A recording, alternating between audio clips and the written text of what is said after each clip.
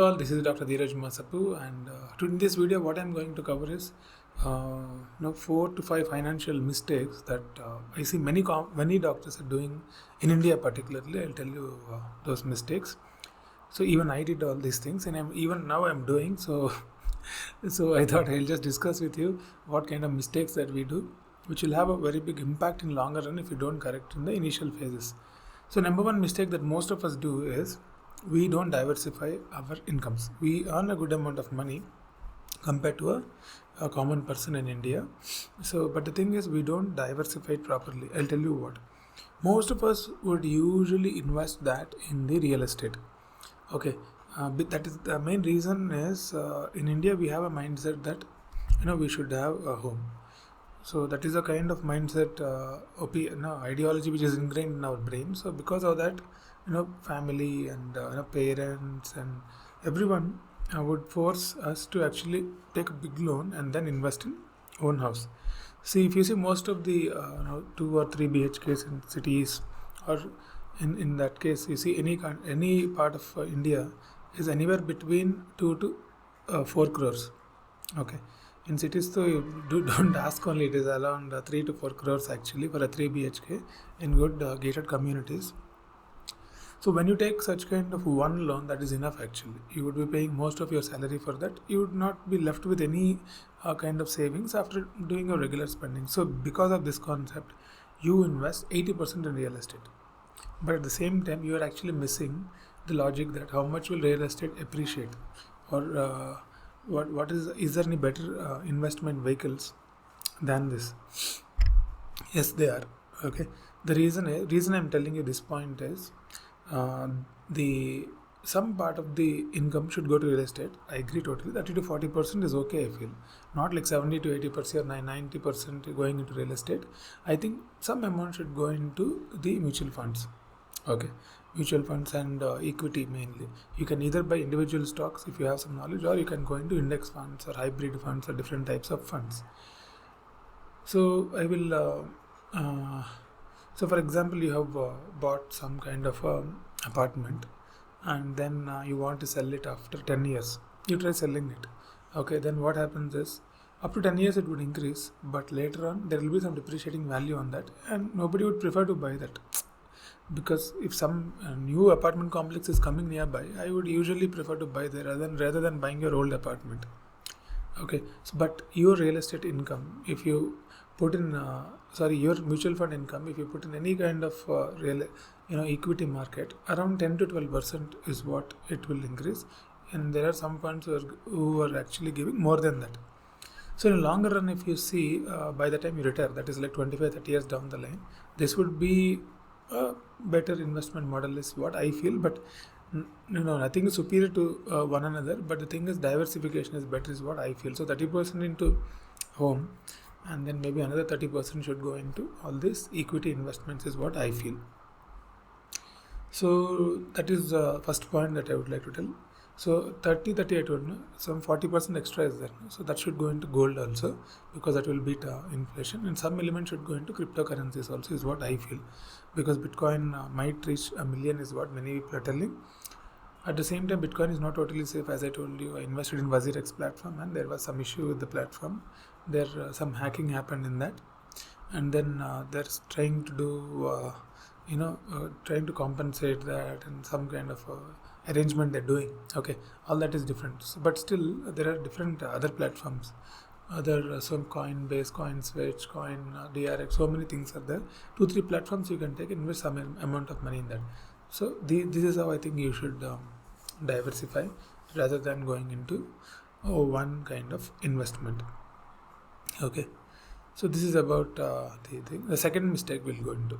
Second mistake is you guys don't have an emergency fund. Okay, I'll tell you what. See, at least 3 to 6 months of income should be saved in another account. Okay, you actually open another account, and then every month you keep some amount of money into that, some minimal amount in a 2-3 year period.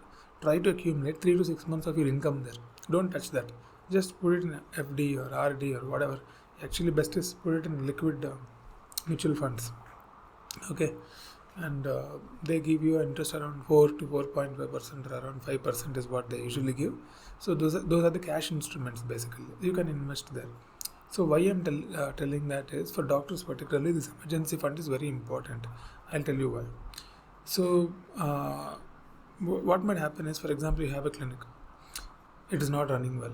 Then what happens is, if it's not running well, after you pay the salaries of the people and after you pay your electricity bill and rent and everything, you might actually be negative. Till it clicks, you need some money sometimes. If it's running well, that's a good thing. Okay, some COVID or some kind of situation comes when most of the clinics are actually closed. Then you will have some issues during those kind of days. Or you lost your job, or you want to go to UK, for example, or you want to go to Australia or USA. You want to sit and read for their examinations for 3 to 4 months. If you have some emergency fund, you can take that risk. You can actually take that bold move so that you have some cash behind, or some kind of you had some fight in your hospital and you want to leave that hospital and go to some other hospital. At least if 2 to 3 months support is there, then you can take that risk, because all of us have families, so we have to sustain for some time. So it is better to actually have some kind of a emergency fund.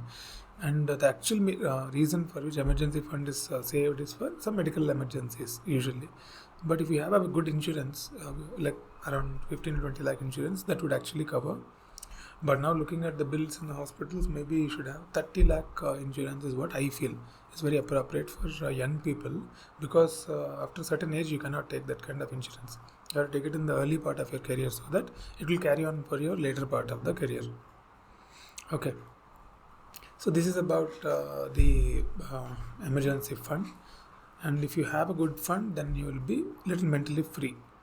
Okay, you'll always think that okay, there is something behind me which will be saving me if things go grossly wrong, is what you would actually have. And the next financial mistake, okay, number 3 financial mistake is, doctors actually don't invest time in their tax planning. So most of the young doctors actually, what they do is, the whole year they won't understand anything about tax. Exactly March, I think March 31st is the last day to do buy some kind of tax saving thing. March 25th is what they will actually start buying. Okay, even I did that. Even I did all those things. I'm not actually blaming you. Even I did that. March 27th I used to buy. Only 2-3 days left. I used to, so though that time what will be there? Usually I'll open Google and see what are the tax saving, some ULIP, something will open, we'll buy that. Okay, but those are not very good things actually. Even so what I feel is, if you can actually invest in NPS or ELSS, those kind of funds, mutual funds, which will also come under ATC, then it will be a very good tax saving advantage for salaried employees. For non-salaried employees who are actually using the 50% rule, according to new income tax rule, you can't utilize ATC, is what my chartered accountant told me. So in that way, ATC wouldn't have much value. But if you're an employed doctor watching this video, then you should have an ATC. But if you're following the old regimen of income tax, then ATC will be valid even if you apply for 50% rule, that is 44 ADA rule. Okay, that I've done so many videos, you can watch in my previous videos.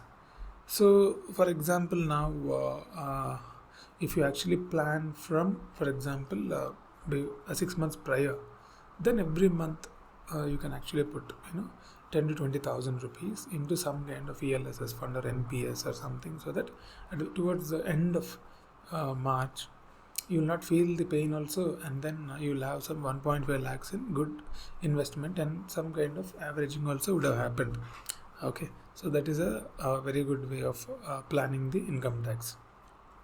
So that is one thing that you can do. So let's go to the next mistake that doctors do. This none of the doctors have the side income, okay, or passive income, or whatever you call it. Most of them rely on the main income that they get, and they get stressed. Okay, I'm not getting good salary, and the engineers are earning more, and then what is that, the real estate guy is earning. Obviously they'll all earn more. It is not about earning. Basically, you have to read Psychology of Money book. The amount of money that you earn is largely dependent upon the amount of money with which you actually live. Okay, amount of money you save basically is very important than amount of money you earn. Even if you're earning like 8 to 10 lakhs in a month. If you're spending of 6 to 7 lakhs, there is no point. If you're earning 2 to 3 lakhs in a month, or 1 to 2 lakhs in a month, if you're living in 50 to 60,000, then so that in longer run, that mindset is actually better, is what the Psychology of Money book says, written by Morgan Housel. So saving is the most important thing that you have to do. So, and some sort of side incomes you have to build. I'll tell you the two different types of side incomes, which according to my understanding. Number one is the side income that you get through investment. There are 2-3 types of investments that you can do, like dividend paying stocks are there. Certain government stocks are there. You can just Google dividend paying stocks like ONGC and BHEL, and so all those things are there. They will pay you good amount of dividend. There are dividend paying mutual funds also. You can Google and see. Okay, and then interests that you get. Okay, if you invest in some kind of fixed deposit or something, you would get interest on that. So these are the kind of investments that you have to start doing, so that monthly you get some amount of money. Okay, so some assets you can keep for long-term growth, but some assets you have to invest in such a way, by 7 to 8 years, monthly they're giving you some money. So that is a good way of investment, because, for example, after 7 to 8 years, you decided to stop working. Okay, even if you have 5 crore property, the property is not going to give you any money. So if you have some kind of passive generation, then you can take a break of 6 months, 1 year, think about something else, start some alternative project, or all those kind of things can be done. So this is one way of doing. But since all these instruments give around 6 to 7% maximum, okay, as dividends basically, or some, I think, stocks might give 7 to 8% dividends also if you're lucky. If you have crores in these accounts, then you will actually have some kind of a amount would come for a regular living. That is what I can tell you. For example, if you're getting like 1.5 lakhs as dividends every month, then you can actually stop working if you have one house.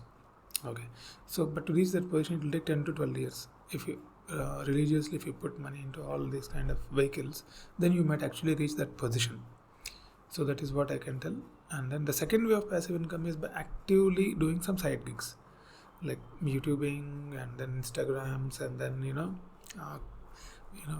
newsletter writing through Beehive platform or Substack or something. So all these platforms pay money, so in the form of ads and all that. So that is one way. But see, this content creation takes a lot of time to build, and if you have patience and passion should be there for that. See, basically I don't do for money. I enjoy doing these videos. Basically, if you enjoy doing something like that, then the pain and hard work that you put in that, you wouldn't actually feel that much. If you don't enjoy that, then please don't enter into content creation.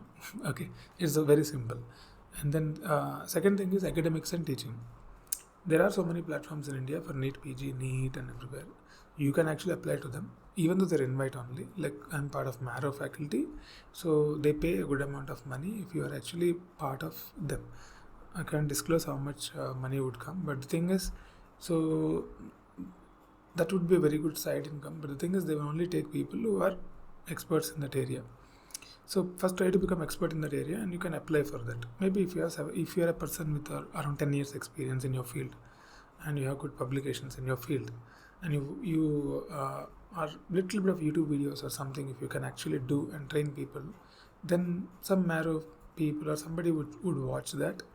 Okay, because how do they search? They will search in Google, and Google will give direction to YouTube, and some of your videos will pop out, and they might call you. So that is how usually it works out. Maybe you can try. So that can be one good side gig that you guys can think about at these edtech platforms. Or if you're interested, you can make your own edtech platform. Teachableai is the website that you can use. Just teachable.ai, you just click and it will open. You just have to make videos and put there. Your platform is ready in 10 seconds. So this is about the academics and teaching. The next side gig that you can think about is telemedicine. If you're a clinician watching this video, you can join some telemedicine platform, evening like 3 or 4 consultations. If you get over a period of 6 months, 1 year regularly, if you're doing, then they would send all the people to you, and then you would make some few thousands every day okay. In that way, you make a decent amount of money as a side gig. How much time it would take? Hardly 1.5 hour extra you would spend. But if you are a surgeon or intervention cardiologist or something. So those patients whom you're seeing actually might come to you for procedures. There again, you would have some kind of a income. So those are the things actually you can actually do in the evenings.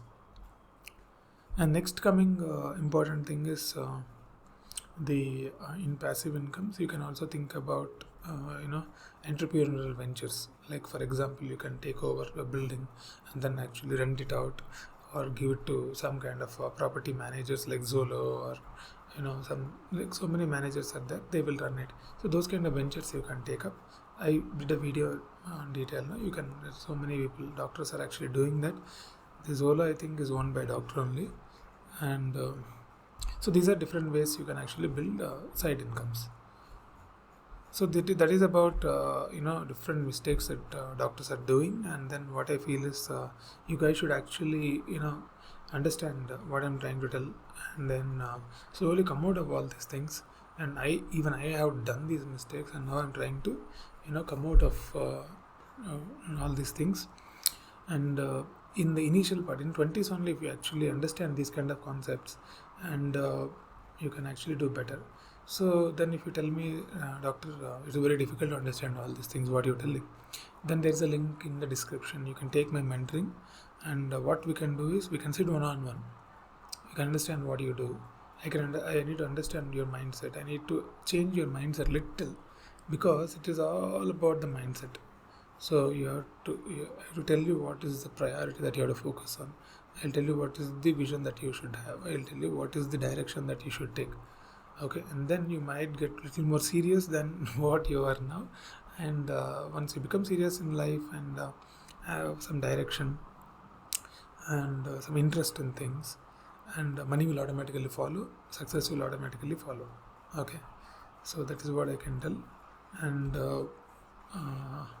that's it, guys. I think I told most of the points, and let's meet in the next video. Thank you very much for following the video till now.